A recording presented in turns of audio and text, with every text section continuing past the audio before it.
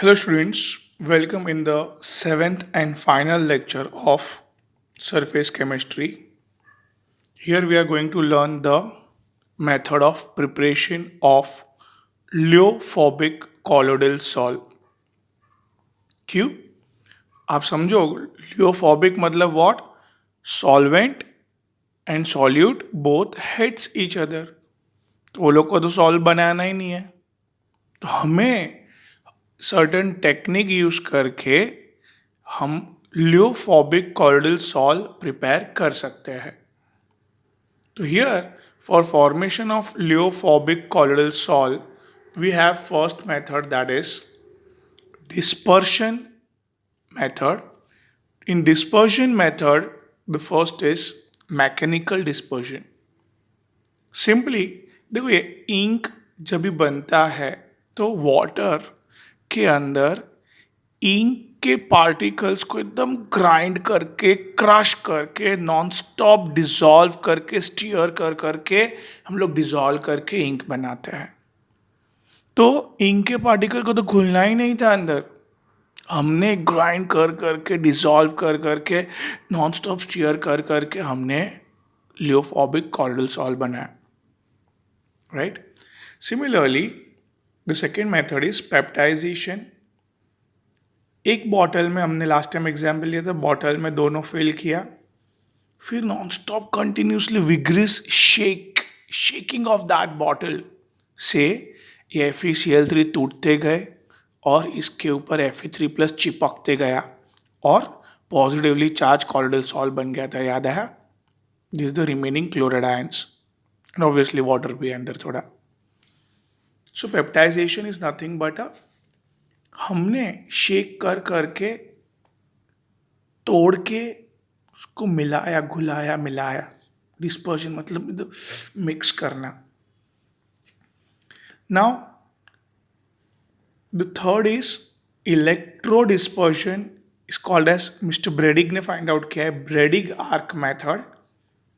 ये दो कंटेनर है, ये नीचे वाले कंटेनर में आइस भरा हुआ है, आइस के ऊपर ये दूसरा कंटेनर भरा जिसके अंदर वाटर प्लस KOH है. ये आपका मेटल जो इलेक्ट्रिसिटी से कनेक्टेड है, इलेक्ट्रिसिटी से, इसको ज़ोरदार इलेक्ट्रिसिटी करंट आर्क देंगे हम लोग.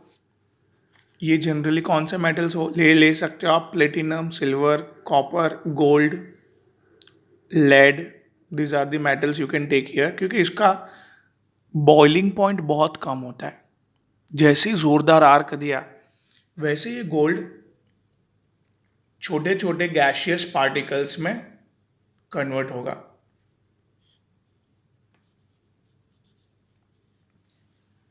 नाउ दिस गैशियस पार्टिकल, ये ठंडा पानी होने के कारण, आइस है ना, आइस के अंदर पानी एकदम ठंडा है, चिल्ड वाटर, तो ये आपस में गैदर होते हैं. गोल्ड के पार्टिकल्स गैशियस कंडेंस होके लिक्विड में कन्वर्ट हुए. और हाँ, बहुत पहले गैशियस में छोटा पार्टिकल हो गया था, अभी गैशियस पार्टिकल्स क्या हुआ, पहले से बड़ा बड़ा हुआ. Now it's an colloidal range. तो ये वाटर के अंदर ये कॉलोइडल रेंज के गोल्ड के पार्टिकल्स ने गोल्ड सॉल्व बना दिया. सिंपल. तो इस तरह से गोल्ड जो सीधे तरीके से डिसॉल्व नहीं होता है पानी के साथ, इस तरह से हमने छोटे छोटे पार्टिकल्स डेवलप करके डाल दिए बाय इलेक्ट्रिक आर्क मेथड. ये सब gold solve, platinum salt, copper solve ऐसे बना सकते हो आप. ये सब मेटल के मेल्ट बॉइलिंग पॉइंट कम होते हैं तो ब्रेडिग आर्क देके आप उसको इस तरह से छोटे छोटे कॉलोइडल रेंज के पार्टिकल में कन्वर्ट कर सकते हो. ठीक है, सिंपल है बेटा. अभी आगे बढ़ते हैं कंडेंसेशन मेथड. कंडेंसेशन मेथड में बाय एक्सचेंजिंग सॉल्वेंट. देखो सिंपल है था, अभी है ना, ये सल्फर वाटर में मिक्स नहीं होता है इजीली, तो हमने सल्फर और अल्कोहल को मिक्स कर दिया.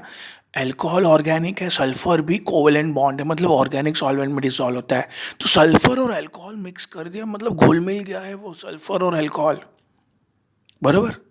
तो उसको एक्सेस ऑफ वाटर में मिक्स किया मैंने, तो अभी डायरेक्टली अगर मैं वाटर के अंदर ये इतना सारा वाटर के अंदर सल्फर तो बड़े बड़े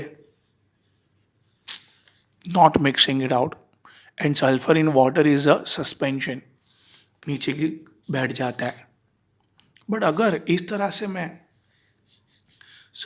ये अल्कोहल के अंदर सल्फर को मैं डाल दूं, बराबर,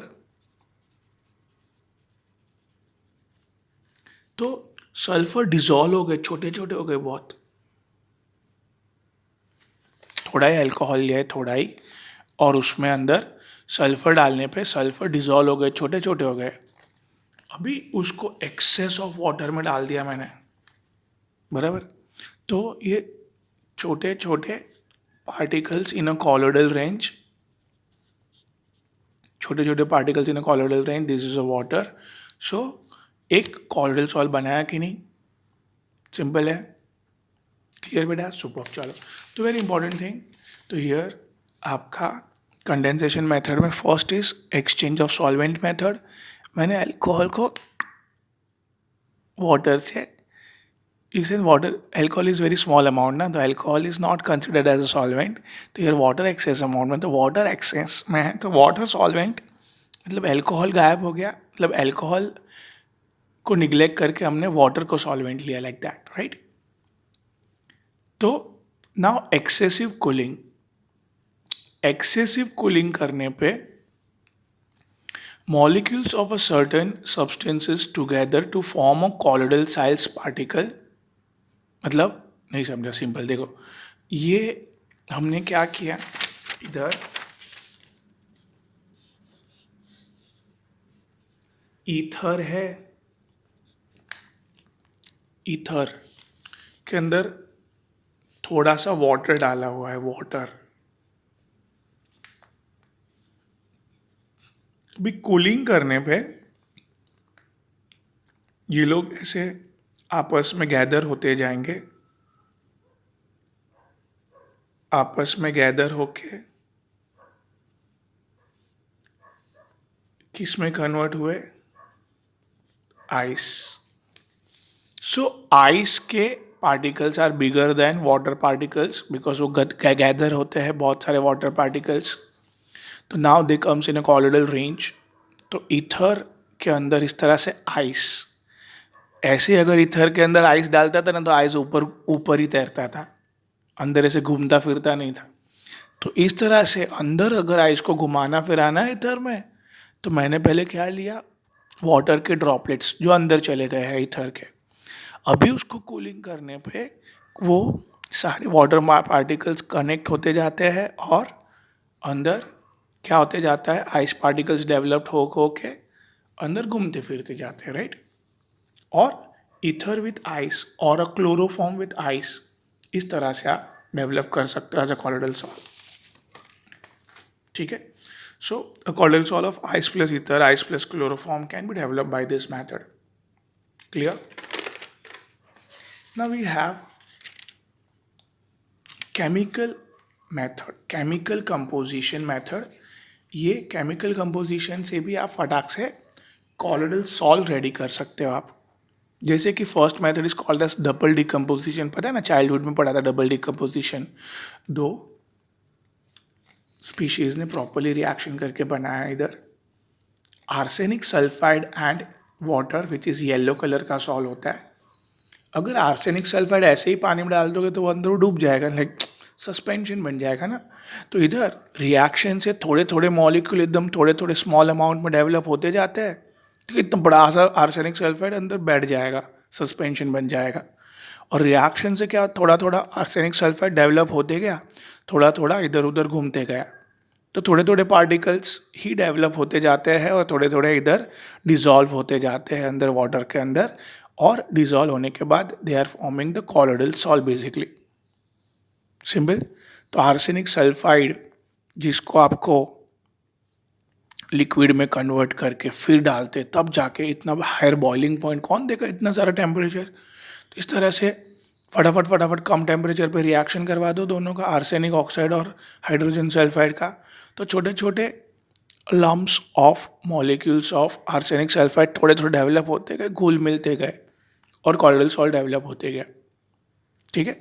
the second method is called as oxidation method. इधर हाइड्रोजन सल्फाइड को हम लोग ने सल्फर डाइऑक्साइड के अंदर हीट दे के मिक्स किया, तो सल्फर पार्टिकल्स अभी अभी आगे ही देखा हमने, बड़ी मुश्किल से अल्कोहल में डिसॉल्व करके फिर एक्सेस ऑफ वाटर में डाला, तब जाके वो सल्फर का सॉल्ट डेवलप हुआ.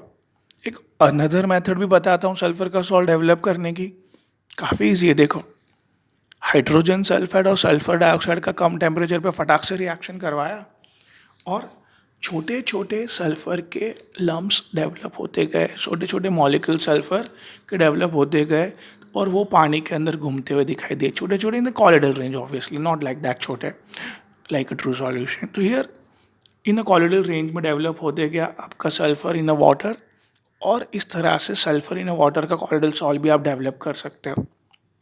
इधर ऑक्सीडेशन क्यों बोला, ये आपको इधर काफ़ी सिंपल है. The huge amount of sulphur mainly comes from hydrogen sulphide. दो दो है ना, ये किया है. तो हाइड्रोजन सल्फाइड का oxidation number is -2, whereas here oxidation number is what, 0. तो -2 से 0 इंक्रीज इन ऑक्सीडेशन, रेडॉक्स याद करो, चलो रिवाइज कर लो रेडॉक्स बरोबर. -2 से 0 इंक्रीज इन ऑक्सीडेशन नंबर, तो it's oxidation, right. Similarly reduction में here aurum chloride and stannous chloride converted into stannous मतलब tin, stannous tetrachloride and the aurum. So इधर ऑरम के मॉलिक्यूल छोटे छोटे स्टैनिस क्लोराइड के अंदर डेवलप होते गए और डेवलप होते गए, तो they are forming the what, colloidal salt. छोटे छोटे गोल्ड के molecules in stannous chloride forming a colloidal salt. Now you know the concept. Here जो कॉलोइडल पार्टिकल्स है, ये कॉलोइडल पार्टिकल्स को देखना है आपको, नॉट द सॉल्यूशन, मतलब सॉल्वेंट को नहीं देखना है, सॉल्यूट कॉलोइडल पार्टिकल्स को देखना है. इसका ऑक्सीडेशन नंबर 0, इसका ऑक्सीडेशन नंबर +3, तो डिक्रीज हुआ ये ऑक्सीडेशन नंबर, तो it's called as reduction method, simple. Now finally we have hydrolysis. Hydrolysis में क्या था, इधर FeCl3 का वाटर के साथ रिएक्शन को हाइड्रोलिसिस बोलते हैं. मोर डीपली P ब्लॉक में आएगा, देखना बरोबर P ब्लॉक के लेक्चर्स. तो इधर दिस हाइड्रोलिसिस के रिएक्शन में क्या डेवलप होते गए, हाइड्रोक्साइड के मॉलिक्यूल्स डेवलप्ड होते गए और HCl. तो अभी अभी देखा अपन हाइड्रोक्साइड के develop molecules in the HCl solvent, इतना सारा HCl के अंदर हाइड्रोक्साइड के मॉलिक्यूल्स डेवलप्ड होते गए छोटे छोटे, and again formed a colloidal salt. And this kind of water के साथ रिएक्शन करके कॉलोइडल सॉल्ट डेवलप होगा, तो they are termed as yes hydrolysis reaction. Now अभी थोड़ी प्यूरी बना तो लिया हमने लियोफोबिक कॉलोइडल सॉल्ट, अभी उसकी प्योरिफिकेशन की बात कर लेते हैं थोड़ी. प्योरिफिकेशन मतलब ये ऊपर जो चार्ज वगैरह है ना, वो निकाल देना है, निकाल के एकदम प्योर कर देना है, प्योरिफिकेशन. तो अपने बात की थी डायलिसिस के आगे, तो ये अभी प्रॉपरली डीपली समझा रहा हूँ, समझना आप. तो डायलिसिस में इधर ये ऊपर का जो चार्ज वगैरह है उसको निकालने के लिए हमने देखो इधर से कंटिन्यूसली फ्रेश वाटर अंदर इंसर्ट किया. Now this is a membrane का एक बनाया हुआ है पूरा, ये पता है ना, मेम्ब्रेन जो छोटे छोटे आयंस को बाहर निकाल सकता है, अंदर ले सकता है, बट कॉलोइडल पार्टिकल्स को बाहर नहीं निकालता है ये. आगे फर्स्ट लेक्चर में देखो बरोबर, फर्स्ट मतलब अभी वो 4th लेक्चर से कॉलोइडल सॉल्ट चालू हुआ है ना, 4th 5th 6th 7th is a colloidal salt के ऊपर है 4. तो इधर वेरी इंपॉर्टेंट थिंग कि भाई ये छोटे छोटे आयंस जो है वो आर पार जा सकता है, बट इतने बड़े बड़े पार्टिकल्स मेम्ब्रेन से बाहर नहीं आ सकते, फिल्टर पेपर से आ सकते हैं. यस, तो ये पानी कंटिन्यूसली है ना, फोर्स बढ़ा के हम लोग ये छोटे छोटे आयंस जो है उसको धक्का मार के बाहर निकाल सकते हैं. दिस इज द आउटलेट, बाहर निकल जाएगा इधर से. तो कंटिन्यूसली इस तरह से फ्रेश वाटर अप्लाई कर करके हम लोग मेम्ब्रेन, ठीक है, दिस मेम्ब्रेन में से क्रिस्टलॉइड पार्टिकल्स, आयंस के पार्टिकल्स को निकाल सकते हैं बाहर. दिस प्रोसेस इज नाम टर्म्ड एज डायलिसिस. ना थोड़ा ये बड़ा प्रोसेस था, इसको इजी करने के लिए भी कम अप विथ इलेक्ट्रोडायलिसिस में रिस्पेक्टिव इलेक्ट्रोड पे ही डाल देते हैं हम लोग, भेज देते हैं किसको, कॉलोइडल पार्टिकल्स को, और इजीली इलेक्ट्रोलिसिस करके उसको डिस्चार्ज कर देते हैं, right. Now we have a very interesting technique is called as ultrafiltration. Now in the ultrafiltration what we are doing, simply देखो ना, आप फिल्टर पेपर, आपको पता है फिल्टर पेपर के पोर्स बहुत बड़े होते हैं सर, दोनों पास हो जाएंगे यार.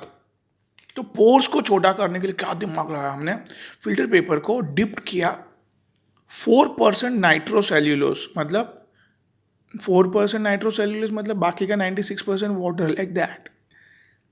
या तो फिर जिलेटिन के सॉल्यूशन में, सॉल्यूशन है जिलेटिन का, तो उसके अंदर डिप करके हमने फिर सोक करने के लिए फॉर्मल्डिहाइड में डाला वो फिल्टर पेपर को. जैसे ही वो सोक हो गया, उसके पोर्स एकदम छोटे छोटे हो जाते हैं. तो भी छोटे छोटे पोर्स से खाली ये ही जा पाएगा, ये सब अटक जाएंगे, राइट. नाउ दिस छोटे छोटे पोर्स वाले फिल्टर पेपर को अल्ट्रा फिल्टर पेपर बोलते हैं. क्या बोलते हैं, ultra filter paper, and the technique is called as ultra filtration. So simple. चलो और एक कॉन्सेप्ट पढ़ लेते हैं, लास्ट कॉन्सेप्ट ऑलमोस्ट, प्रोटेक्शन और द प्रोटेक्टिव लेयर. नाउ ये जो है, ये पार्टिकल्स ब्लू कलर, ये पेंसिल का राउंड मत देखो, फिलहाल ये ब्लू कलर देखो. This a red gold salt. Red gold salt, gold को पता है पानी के अंदर बड़ी मुश्किल से हम लोग ने डेवलप किया ये सॉल्ट. ये रेड गोल्ड सॉल्ट जो लियोफोबिक कॉलोइडल सॉल्ट है, इसमें अंदर अगर मैं 1 मिलीलीटर ऑफ 10% कॉन्सेंट्रेशन वाला NaCl, मतलब एक ग्लास में 10% NaCl और 90% वाटर लेके सॉल्यूशन बनाऊं, उसका सिर्फ 1 मिलीलीटर ड्रॉपलेट, थोड़ा सा 1 मिलीलीटर इसमें डाल दो. किसमें, 10 millilitre of red gold salt. तो ये NaCl है ना, जो वो गोल्ड पार्टिकल के साथ रिएक्शन करके ये लियोफोबिक कॉलोइडल सॉल्यूशन को ख़त्म कर देगा. मतलब आपने बड़ी मुश्किल से कॉलोइडल सॉल्यूशन, लियोफोबिक कॉलोइडल सॉल्ट बनाया था, NaCl डाल के उसने लियोफोबिक कॉलोइडल सॉल्यूशन तोड़ दिया. तो ये अगर रोकना है टूटना, गोल्ड के पार्टिकल्स NaCl के साथ रिएक्शन के साथ करना, रिएक्शन रोकना है, तो देखो पेंसिल का एक लेयर बनाना पड़ेगा. ये layer lyophilic colloidal sol in terms of milligram में डालते हैं हम लोग ऊपर से. ये लियोफिलिक कॉलोइडल सॉल्यूशन एक लेयर बना देता है गोल्ड के ऊपर, जो लेयर रोकता है किसको, NaCl को रिएक्ट करने से. तो इसको एक लेयर बनाने को बोलते हैं प्रोटेक्टिव लेयर. बना दिया किसके ऊपर, लियोफोबिक कॉलोइडल सॉल्ट के ऊपर. लियोफिलिक कॉलोइडल सॉल्ट डाल के हमने एक प्रोटेक्टिव लेयर बनाया जो NaCl को रिएक्शन करने से रोकेगा, और हमारा ये लियोफोबिक कॉलोइडल सॉल्ट सेफ हो जाएगा, राइट. बराबर. तो इधर ये ए प्रोटेक्टिव लेयर है, ए लियोफिलिक कॉलोइडल सॉल्ट डाला, और ये बी लियोफिलिक कॉलोइडल सॉल्ट डाला. Suppose A is gelatin, 10 millilitre of red gold salt को बचाने के लिए किससे, 1 मिलीलीटर ऑफ 10% NaCl से बचाने के लिए सिर्फ जिलेटिन 0.01 मिलीग्राम लगा. उसने ऐसे लेयर बना दिए और प्रोटेक्ट कर दिया NaCl से. कितने, सिर्फ 0.01 मिलीग्राम ने. और अगर मैंने स्टार्च डाला होता तो स्टार्च भी इसको बचा सकता था, बट इतना सारा डालना पड़ता है तब जाके वो बचाता है. Suppose this B is a starch. Starch ने भी बचाया इससे NaCl से, इतने NaCl से 10 metre of red gold salt को, बट इतना सारा मिलीग्राम डालना पड़ा स्टार्च, तब जाके उसने बचाया। तो आप मुझे बताओ, तो भाई ये जिलेटिन तो अच्छा हुआ ना, इसके मुकाबले बहुत अच्छा हुआ सर। अगर 0.01 मिलीग्राम से ही प्रोटेक्शन मिलता है तो वो बेस्ट सिक्योरिटी कहलाएगा। सिंपल, तो very simple thing is that, अगर 25 मिलीग्राम डाल दे तो इतना जबरदस्त लेयर बन जाएगा सर, और भी NaCl डालोगे तो भी उसको सेव कर लेगा। तो यस, बेसिकली जितना कम डाल के प्रोटेक्शन फटाक से मिल जाता है, दैट्स द बेस्ट पार्ट। ठीक है, इतना सारा वेस्ट क्यों करने का, बराबर ना। तो ये वर्स्ट हो गया हमारे लिए, इतना सारा वेस्ट हो रहा है, इतना सारा डालने के बाद प्रोटेक्शन मिल रहा है। 0.01 ग्राम डाला तो प्रोटेक्शन नहीं मिलेगा इधर, तो बट ये तो 0.01 में प्रोटेक्शन दे रहा है, तो इसका प्रोटेक्शन पावर बहुत ज़्यादा है। तो जितना रेड मिलीलीटर गोल्ड सॉल्ट को बचाने के लिए जितना मिलीग्राम डाला आपने, उसको गोल्ड नंबर बोलते हैं। क्या? 10 millilitre of red gold salt को बचाने के लिए, उसको प्रोटेक्टिव लेयर बनाने के लिए जितना मिलीग्राम सॉल्यूशन आपने लियोफिलिक कॉलोइडल सॉल्यूशन डाला, that much milligram is called as gold number. और ये गोल्ड नंबर कम से कम होगा तो बेस्ट प्रोटेक्टिव एक्शन वो लेगा, राइट। तो प्रोटेक्टिव एक्शन बेस्ट पाने के लिए गोल्ड नंबर क्या होना चाहिए? Yes, minimum. सुपर्ब। सो ये सर्टेन मैंने लियोफिलिक मतलब सॉल्यूट सॉल्वेंट लविंग जिलेटिन सिर्फ 0.005 मिलीग्राम या तो 0.01 मिलीग्राम मैक्सिमम डालना पड़ता है 10 millilitre of red gold salt को बचाने के लिए। एग एल्बुमिन एग में से मिलता है 0.08 ग्राम या तो 0.1 ग्राम डालना पड़ता है, मतलब बहुत इससे ज़्यादा डालना पड़ता है, तो हेंस इसका प्रोटेक्शन वीक है जिलेटिन से।